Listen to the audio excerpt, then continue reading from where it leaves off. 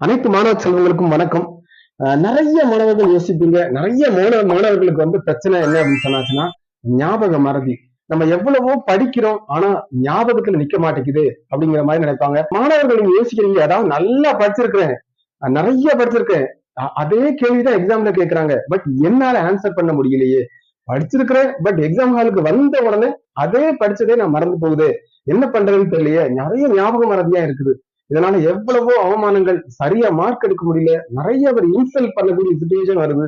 இது நிறைய பேர் முட்டாள் முட்டாள் சொல்லக்கூடிய சுச்சுவேஷன் வருது. எல்லாரும் ஈஸியா மெமரி பண்றாங்க, பட் என்னால மட்டும் ஈஸியா மெமரி பண்ண முடியல. நான் மெமரி பண்ணாலும் கூட திரும்ப மறந்துருது, ஏன் எனக்கு மட்டும் இப்படி அப்படிங்கிற மாதிரி சுச்சுவேஷன் நிறைய மாணவர்கள் ஃபீல் பண்ணுவீங்க.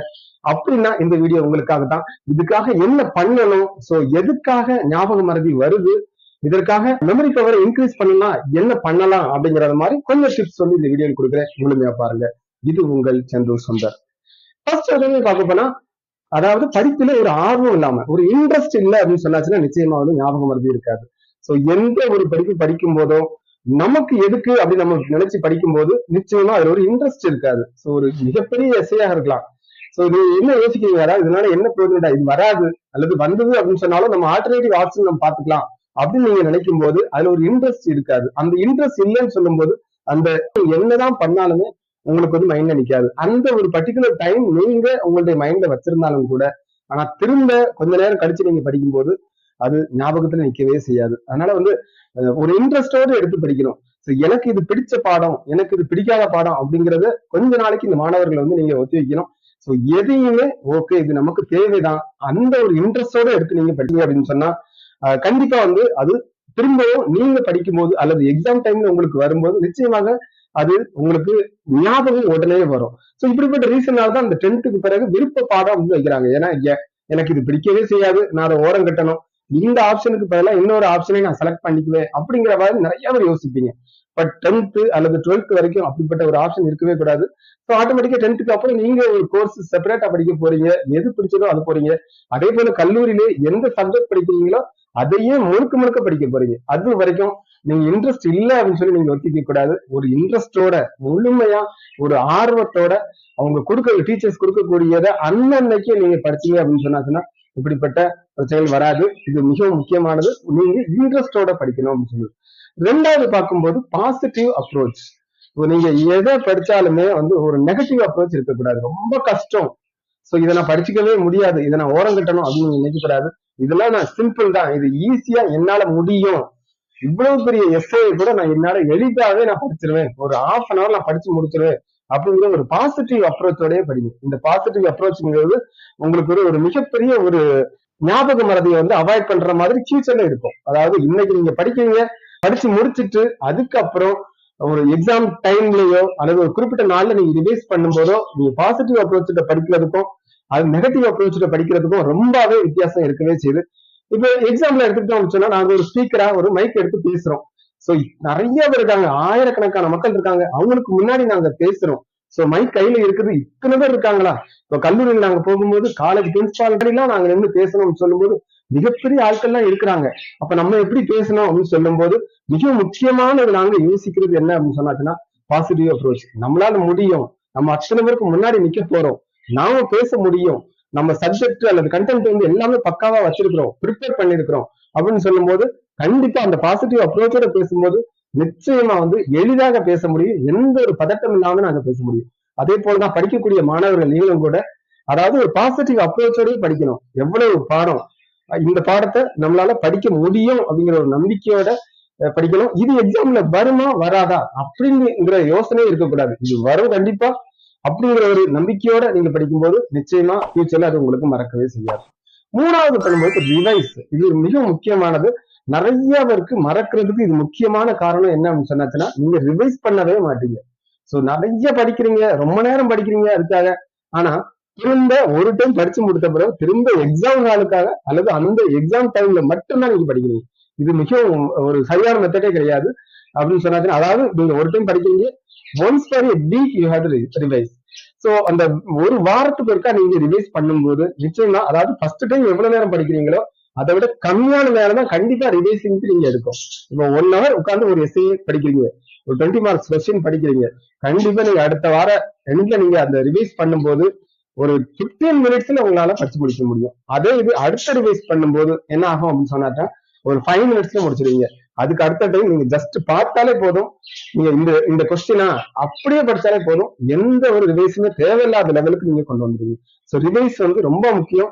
அதுதான் நீங்க எக்ஸாம் டைம்ல அவசரப்பட்டு ப்ரிப்பேர் பண்ண வேண்டியதே இல்லை. நீங்க பக்காவா ரிவைஸ் பண்ணிட்டே இருந்தீங்க அப்படின்னு சொன்னதுன்னா அது மட்டும் இல்லாம எழுதி பார்க்கறது ரொம்ப முக்கியம். இப்போ நீங்க ரிவைஸ் பண்றதுல ஒரு மெத்தட் வந்து எழுதி பார்க்கக்கூடியது கூட. சோ எக்ஸாம்பிள் சொல்ல போனா ஒரு ஃபுட்பால் கோச்சிங் கொடுக்குறோம், அதாவது அந்த ஃபுட்பால்ல கோச்சிங் கொடுக்குறாங்க கோச்சர், இப்படி பண்ணணும் அப்படி பண்ணணும் நம்ம பண்ணாத மெத்தட் திரும்ப அவங்க சொல்றாங்க. அதை நீங்க ஃபர்ஸ்ட் டைம் சொல்லி கொடுக்கும்போது ரொம்ப டைம் எடுக்குது. அதுக்கு அடுத்த டைம் ஏற்கனவே எடுத்த டைமை விட கண்டிப்பா கம்மியா தான் எடுக்கும். அதுக்கு அடுத்தது நீங்களாவே அதை பிராக்டிஸ் பண்ணுவீங்க. அது மைண்ட்ல இல்லாம ஆட்டோமேட்டிக்கா அந்த ஹேபிட் வந்து உங்களுக்குள்ள உருவாகிட்டே இருக்கும். எதுக்காக சொல்றேன்னா ரிவைஸ் பண்றதும் அதே போலதான். நீங்க ரிவைஸ் பண்ணிட்டீங்க அப்படின்னு சொன்னாச்சுன்னா திரும்ப படிக்க வேண்டிய சுச்சுவேஷனே இருக்காது. எக்ஸாம் டைம் வரும்போது கூட அல்லது உங்களுக்கு எந்த டெஸ்ட் டைம் கூட நீங்க படிக்க வேண்டிய சுச்சுவேஷன் இருக்கவே செய்யாது. ஜஸ்ட் ரீட் பண்ணாலே போதும். அந்த மாதிரி நீங்க அப்படியே எழுதக்கூடிய சூழ்நிலை உங்களுக்கு உருவாகும். ஞாபகம் மறதி இருக்கக்கூடாது அப்படின்னா ரிவைஸ் பண்றது ரொம்பவே முக்கியம். அடுத்தது கான்சென்ட்ரேஷன். இப்போ கான்சென்ட்ரேஷன் சொல்லும் போது ஒருத்தர் படிக்கும் போது அவங்க எப்படி படிக்கணும். நான் ரொம்ப நேரமா படிக்கிறேன், படிச்சுக்கிட்டே இருக்கேன், ஞாபகத்துல நிக்கவே மாட்டேங்குது, திரும்ப திரும்ப மணிக்கணக்கு அதுல உட்கார்ந்துட்டே இருக்க வேண்டியிருக்கு அப்படின்னு சொல்லி நிறைய மாணவர்கள் நினைப்பீங்க. சோ இதுக்கு சில டிப்ஸ் சொல்றேன். ஒரு தனிமையான இடத்துல உட்காரணும். ஒரு டிஸ்டர்பன்ஸ் இருக்கக்கூடிய எந்த இடத்துல நீங்க உட்கார்ந்தாலுமே அதுல இருந்து வரக்கூடிய சவுண்ட் உங்களை டிஸ்டர்ப் பண்ணிக்கிட்டே இருக்கும். சோ எக்ஸாம்பிளா சொல்ல போனா பக்கத்து வீட்டுல இருந்து வரக்கூடிய சவுண்ட், ஓகே இந்த இடத்துல இருந்து படிச்சுட்டு இருக்கீங்கன்னா அங்க உங்களுக்கு சவுண்ட் வருது அப்படின்னு சொன்னாச்சுன்னா பக்கத்து இடத்துக்கு போயிருங்க.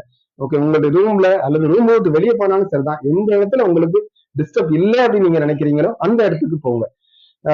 ஒரு வீட்டுக்கு உள்ள இருந்தீங்கன்னு சொன்னாலும் ஒரு கிரைண்டர் ஓடக்கூடிய இடத்துல அல்லது மிக்சி ஓடக்கூடிய இடத்துல, முக்கியமா சொல்ல போனா டிவி இருக்கக்கூடிய இடத்துல நீங்க இருக்கவே கூடாது. அதே போல உங்களுடைய மொபைல வந்து உங்களை தள்ளி வச்சிடணும். நீங்க மொபைல் பார்த்துக்கிட்டோ அல்லது அதுல இருந்து ஒரு நோட்டிபிகேஷன் வரக்கூடிய சவுண்ட் கூட அது என்னவா இருக்குமோ எதுவா இருக்குமோ அப்படின்னு சொல்லி உங்களுக்கு டிஸ்ட்ராக்ஷன் வந்துகிட்டே இருக்கும். அதே போல குழந்தைகள் விளையாடக்கூடிய இடம், அந்த இடத்துல நீங்க இருக்கக்கூடாது. ஏன்னா அது விளையாடக்கூடிய இடத்துல உங்களுடைய கான்சென்ட்ரேஷன் உங்களுக்கு கண்டிப்பா இருக்கவே செய்யாது. அதே போல சாலையோரத்தில் இருக்கக்கூடிய வீடுகள் வந்து என்ன வாகனங்கள் செல்லக்கூடிய இடத்துல இருந்தது அப்படின்னா கண்டிப்பா டிஸ்ட்ராக்ட் ஆகிட்டே இருக்கும். ஸோ அப்படிப்பட்ட இடத்துல நீங்க அவாய்ட் பண்ணணும். முக்கியமா நாய்கள் குறைக்கிற இடங்கள் இந்த மாதிரி இருக்கவே கூடாது. ஸோ நான் கூட கல்லூரி படிக்கும்போது அதாவது ஒரு பீரியட் வந்து ஃப்ரீயா இருக்கு அப்படின்னு சொன்னாச்சுன்னா ஒரு நன்கு படிக்கக்கூடிய நண்பர்கள் எங்களுக்கு உண்டு. அது குறிப்பிட்ட இடத்துக்கு போயிடும், அமைதியான இடம். ஓகே இந்த பாடம் இன்னைக்கு படிச்சு முடிக்கணும் அப்படின்னு சொல்லி கல்லூரி படிக்கும்போது போன ஞாபகம் எனக்கு இன்னுமே இருக்குது. ஸோ அதே போலதான் நீங்களும் ஃபாலோ பண்ணணும். ஒரு கல்லூரியில படிக்கிறீங்க அப்படின்னாலும் ஸ்கூல்ல படிக்கக்கூடிய இடங்கள் இருந்தாலும், ஏன்னா இன்னைக்கு ஸ்கூல்ல எல்லாம் சொல்ல போனாச்சுன்னா நிறைய ஸ்கூல்ல வந்து அந்த வளாகத்துல நிறைய இடங்கள் வச்சிருக்காங்க தனித்தனியா படிக்கிறது. நிறைய ஸ்கூல்ஸ்ல உங்களுக்கு ஸ்டடி ரூம் சொல்லி செப்பரேட்டாவே வச்சிருக்காங்க.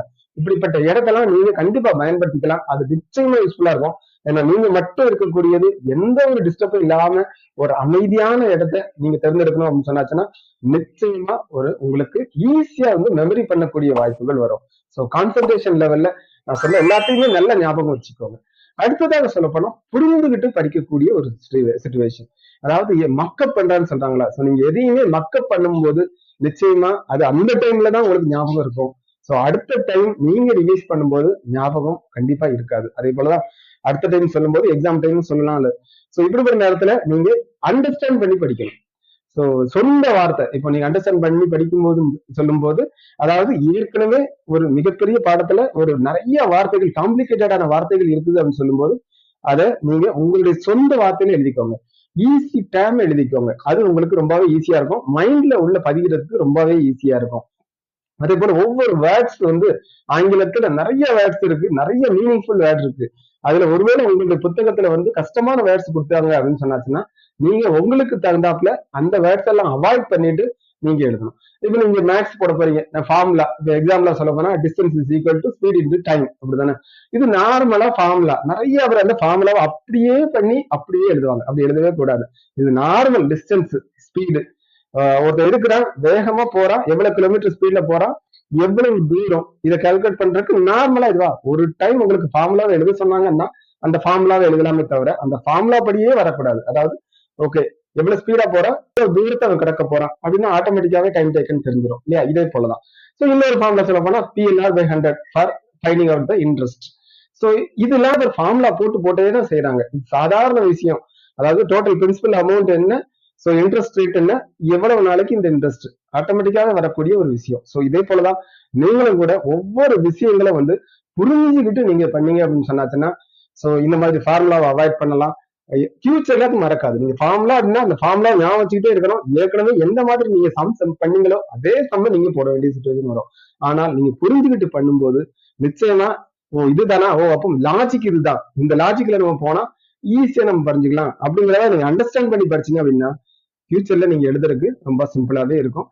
இது இது உங்களுடைய பாடத்திட்டத்துக்கு மட்டும் இல்லாது பாடத்திட்டத்தை தாண்டி நீங்க ஒரு காம்படிட்டிவ் எக்ஸாமுக்கு போறீங்க அப்படின்னு சொன்னாலும் இந்த மாதிரி விஷயங்கள் நிச்சயமாக வரும். அதாவது புரிஞ்சுக்கிட்டு படிச்சுக்கணும். ஓகே, அடுத்த கட்டமாக சொல்லும் போது ரெஸ்ட் எடுக்கிறது. போதுமான ஓய்வு இல்லை அப்படின்னு சொன்னாச்சுன்னா நிறைய அவருக்கு ஞாபக மறதி வருது அப்படிங்கிற மாதிரி ஒரு ஆய்வு சொல்லுது.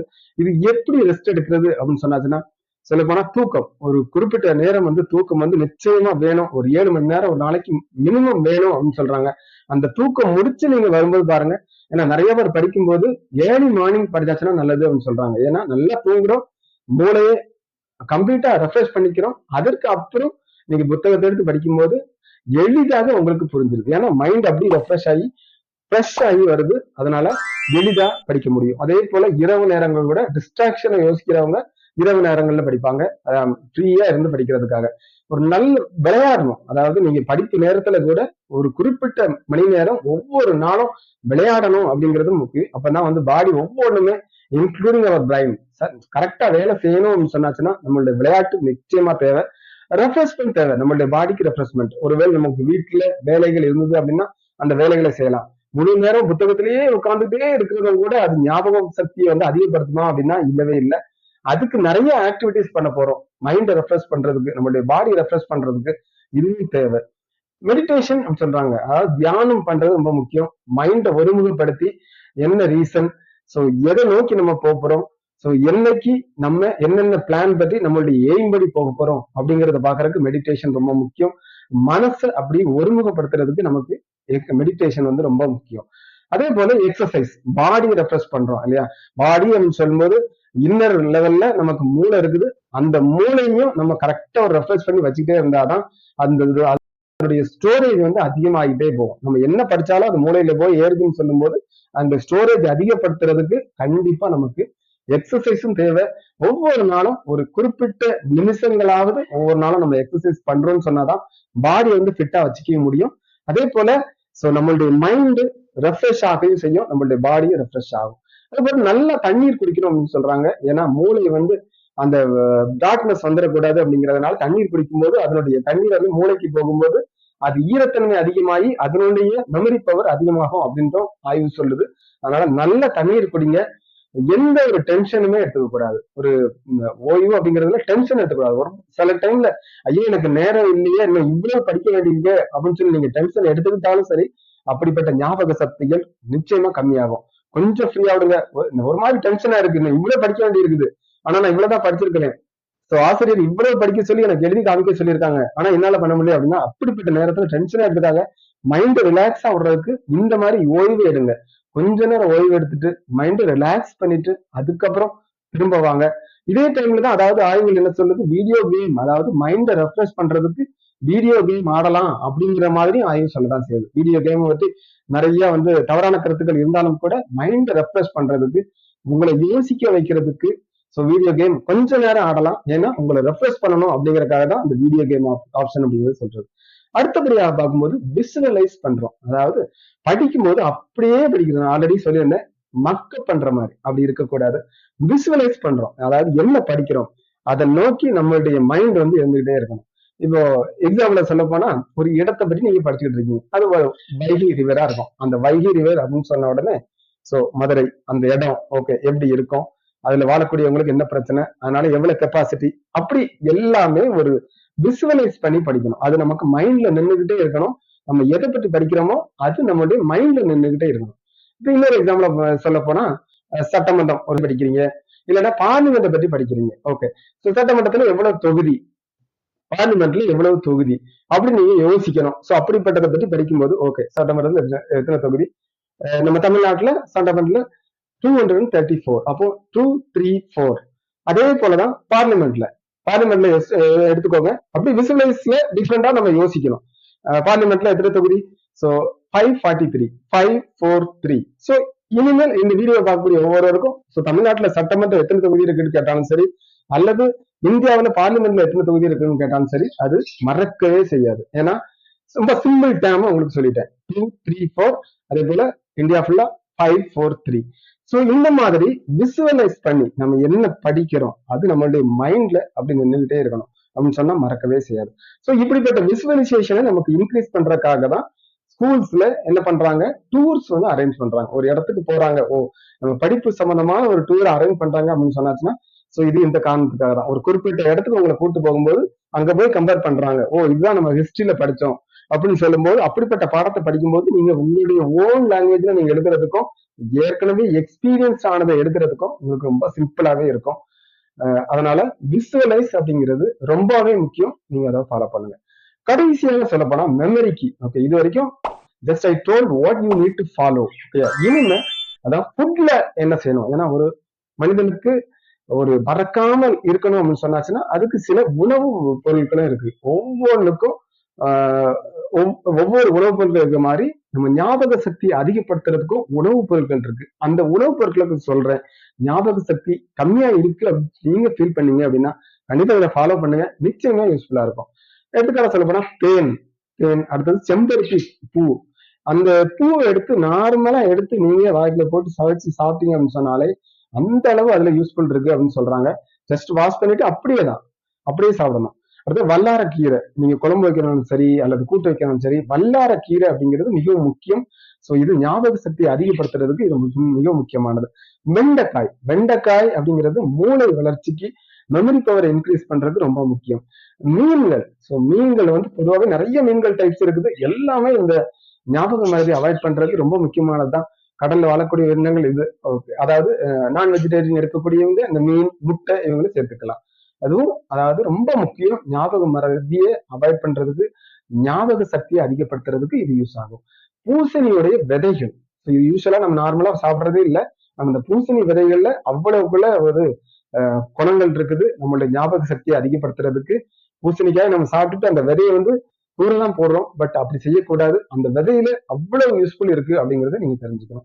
அடுத்தது பால் நல்லா குடிக்கணும், ஏன்னா அதுல இருக்கக்கூடிய சத்துக்கள் நிறைய விதத்தில் நம்முடைய மூளைக்கு வந்து உதவி செய்யுது. மஞ்சள் யூஸ்வலா குழம்புகள் நம்ம சேர்க்கும் போது மஞ்சள் வந்து சேர்க்கிறோம். அந்த மஞ்சள் அதிகமாகவே சேர்த்துக்கோங்க. சோ மருந்து பொருளா கூட அதை இது பண்ணி நம்ம ஈவினிங் ஆனா குடிக்கும் போது நிச்சயமா அது யூஸ்ஃபுல்லா இருக்கும். கொண்டக்கடலை நிச்சயமா அது நமக்கு புரோட்டீன், அது ஞாபக சக்தி அதிகமாக்குறதுக்கு உதவியா இருக்கும். கிரீன் டீ குடிக்கலாம். அதே போல ஜூஸ்ன்னு பார்க்கும்போது ஆரஞ்சு ஜூஸ் வந்து ஞாபக சக்திக்கு மிகவும் உதவியா இருக்குது. அடுத்ததாக பார்க்கும்போது வேர்க்கடலை அதாவது வறுத்தோ அல்லது அவிச்சோ நம்ம டைரக்டா சாப்பிடும்போது ஞாபக மறதிக்கு அருமையான மருந்து. இந்த மாதிரி சாப்பிடுங்க. சோ இதெல்லாம் நான் உங்களுக்கு சொல்லியிருக்கிறேன். அதாவது எனக்கு அதிகமா மறந்து போகுது, நான் என்ன செய்ய அப்படின்னு நினைக்கக்கூடியவங்களுக்கு இது ஒரு அருமையான ஆப்ஷனா இருக்கும். மீண்டும் அடுத்த வீடியோவில் உங்களை சந்திப்போம். வணக்கம்.